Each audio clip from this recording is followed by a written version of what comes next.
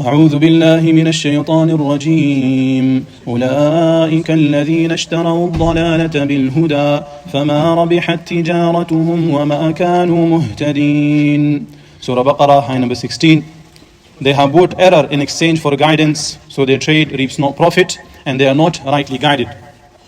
So this is basically the result of what has been happened in the previous ayah, where they start mocking, start their deception, all those things that have happened so far. So this is basically the natija. This is the result of what has happened previously. And in this ayah, Allah subhanahu wa ta'ala informs us of another two traits of these criminals. We have done many so far. Maybe at the end of the ayah, we will list all of them.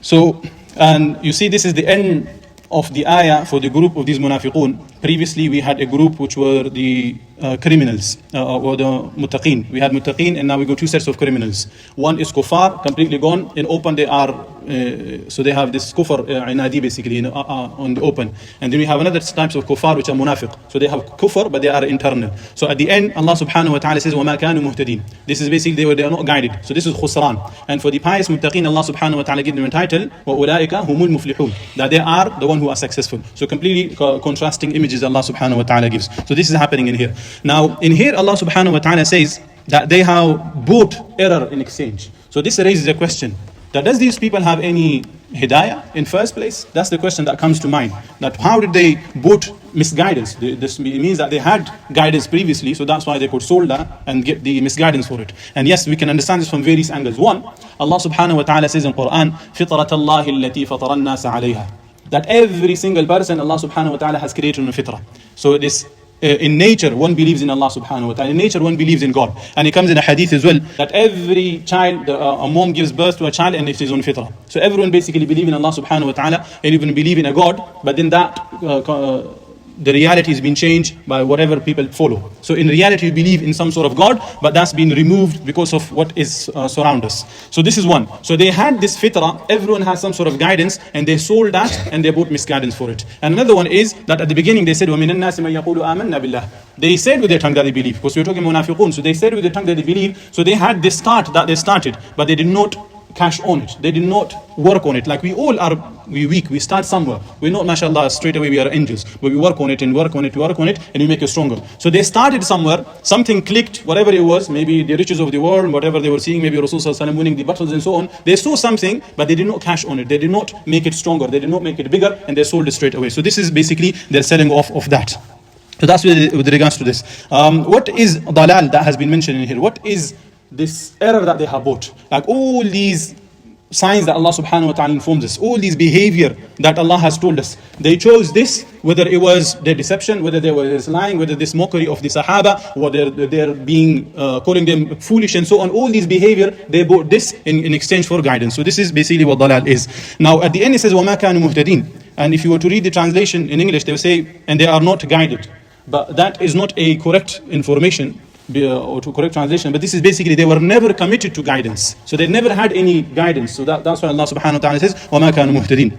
Now, just to summarize all these signs that Allah subhanahu wa ta'ala has told us of these munafiqun, there are 3 or 4, it comes in a hadith, but there are 15 that we have discovered so far. Number 1, it starts from ayah number 8. And there Allah subhanahu wa ta'ala says, وَمَا هُمْ بِمُؤْمِنِينَ. So they don't have iman, that's one. Another one is, يُخَادِعُونَ اللَّهَ وَالَّذِينَ آمَنُوا وَمَا يَخْدَعُونَ إِلَّا أَنفُسَهُم. That they have deception. This is another one. وَمَا يَشْعُرُونَ عَدَمِ الشُّعُورِ. They cannot perceive, they don't have any guilt, they don't have any sense of what they're doing. They have the marad in their heart, فِي قُلُوبِهِمْ marad. That's another one. They have بِمَا كَانُوا يُكْذِبُونَ. They are liars. They consider themselves reformers.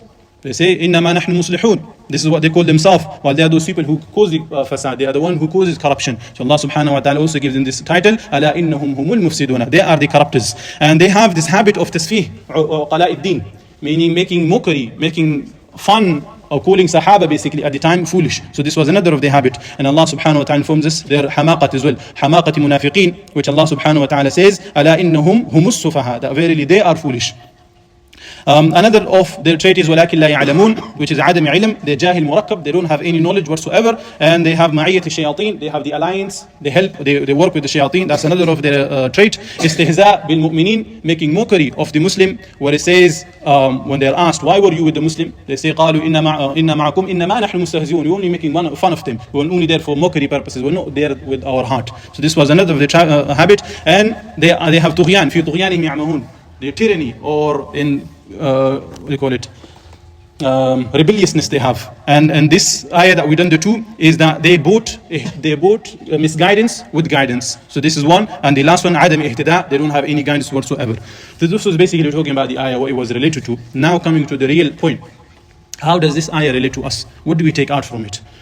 Now let's think about our lives. We are ready to spend time, money, wealth, our resources for the pleasure of human beings, whether they are wives or children and so on. We are ready to buy them whatever games or Xboxes or whatever tablets, phones, even if they are 3 and so on. We are ready to do all of those things. But we never change our attitude for them to understand the religion. You can see them. We don't have, take example of the city. We don't really have a place for children, for youngsters, for youth to flourish. We don't have that situation. But we can, in our own houses, in our own like families and so on, we can provide for them whatever of the worldly competition that we can make for them. Whether one child has Xbox 5, I don't even know the names, or PlayStation 5, and another one will get the same thing. So we can have competition in that, but we do not have any source of competition, any source of eagerness in religion. Allah subhanahu wa ta'ala informs us of this situation. Allah says, قُلْ إِنَّ الْخَاسِرِينَ الَّذِينَ خَسِرُوا أَنفُسَهُمْ وَأَهْلِيهِمْ يَوْمَ الْقِيَامَةِ أَلَا ذَلِكَ هُوَ الْخُسْرَانُ الْمُبِينُ. Allah informs us of the true losers. There are those people who loses themselves as well as their family on Day of Judgment. They are the true losers. And this is a sad situation, that we have sold our children, we have sold ourselves for whatever of the things that we have in front. Now another one, because this is related to the outside, now coming to personally, our own situation when it comes to this ayah. How does this apply to me and you directly? You see, all these signs that came to surface, how did it come to surface? When Quran was revealed, when Quran was given to the people chose the other path. They chose the other side.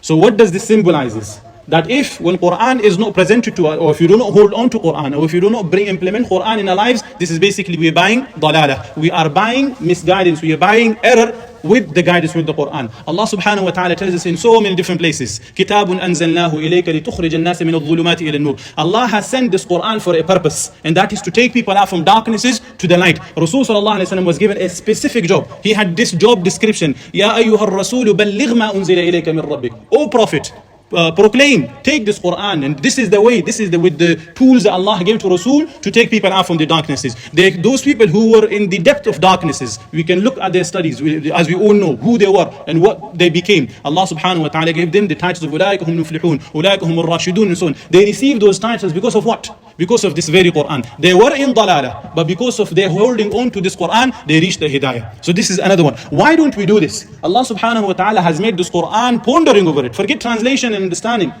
We need to do that. This is 100%. But even pondering, which is deep reflection, this has become compulsory on us. كِتَابٌ أَنزَلْنَاهُ إِلَيْكَ مُبَارَكٌ لِيَدَّبَّرُوا آيَاتِهِ. Pondering over it is compulsory. But before we even reach that place, we don't even pick it up to read just the translation. If you have any question, take it to the ulama, ask. But we don't even do that. We don't even go closer to the Quran. Allah subhanahu wa ta'ala says, أَفَلَا يَتَدَبَّرُونَ الْقُرْآنَ أَمْ عَلَىٰ قُلُوبٍ أَقْفَالُهَا. Why don't they ponder over the Quran? Do they have locks upon locks on their hearts? Is this our situation? So this Allah subhanahu wa ta'ala reminds us in so many different places. And there is a very scary ayah in the Quran. Allah subhanahu wa ta'ala says, قُلْ يَا أَهْلِ الْكِتَابِ لَسْتُمْ عَلَىٰ شَيْءٍ حَتَّى تُقِيمُوا التَّوْرَاةَ وَالْإِنْجِيلَ وَمَا أُنزِلَ إِلَيْكُم مِّن رَبِّكُم. That all people of the book, talking to everyone, that if you do not establish Torah, if you do not establish Injil, if you do not establish what I have revealed to you, mean talking about the Quran, you are on nothing. You are not standing on anything. We don't have any value whatsoever with Allah if you do not implement Quran, if you do not understand and bring the rules of the Quran in our lives. How are we going to be able to do this if the only job or the only thing that we do is that we have these recitationals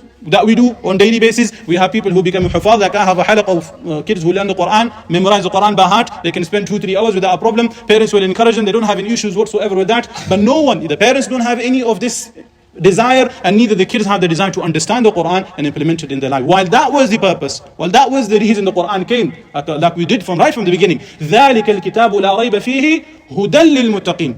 We ask Allah subhanahu in the salah just right now, we ask Allah, Ihdina as-sirat al-mustaqim. Oh Allah, guide us on the straight path. We ask for this. Allah told us, Ihdina, ذَلِكَ الْكِتَابُ لَا رَيْبَ فِيهِ هُدًى لِلْمُتَّقِينَ. In this Quran is guidance. But we don't take it on. We look at for any other places, any other sources, but Quran is left in the shelves and it is only and only left for just recitation. And this is very sad. This is we're doing zulm with ourselves. And this is basically أُولَٰئِكَ الَّذِينَ اشْتَرَوُا الضَّلَالَةَ بِالْهُدَى. We have bought error in exchange for guidance. May Allah take us back to Quran. May Allah make us from those who become sincere and true to the Quran, the teaching Rasul sallallahu alaihi wasallam came with. Allahumma